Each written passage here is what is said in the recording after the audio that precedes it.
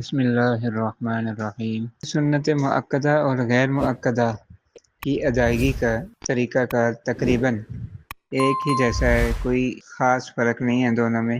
البتہ اتنی بات ہے کہ اگر کوئی شخص سنت غیر مؤکدہ پڑھ رہا ہے، 4 رکعت والی نماز، یعنی 4 رکعت نماز سنت غیر مؤکدہ، مثلا عصر سے پہلے کی 4 رکعت یا عشاء سے پہلے کی 4 رکعت پڑھ رہا ہے، اس میں افضل یہ ہے کہ دوسری رکعت میں جب وہ تشہد کی حالت میں بیٹھے گا، اتحیات پڑھے گا، تو درود شریف بھی پڑھے اور دعا بھی پڑھے، یعنی آخر تک پڑھے۔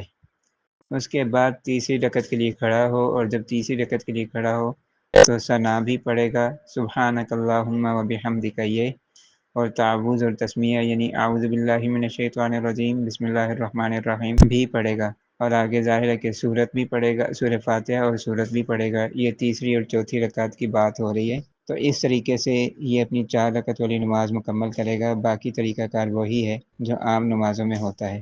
یہ سنت غیر مؤکدہ میں تھوڑا سا فرق ہے سنت مؤکدہ کی نسبت، لیکن یہ طریقہ جو بتایا گیا ہے کہ فرق کیا ہے کہ جب اتحیات میں بیٹھے گا تو تشہد پڑھنے کے بعد کھڑے نہیں ہو جانا، بلکہ درود شریف بھی پڑھنا ہے اور آخر تک دعا بھی پڑھنی ہے۔ پھر تیسری رکعت کے لیے کھڑا ہوگا اور ثنا بھی پڑھے گا، اعوذ باللہ بھی پڑھے گا، بسم اللہ بھی پڑھے گا، اور باقی نماز پھر آگے اسی طرح پڑھے گا۔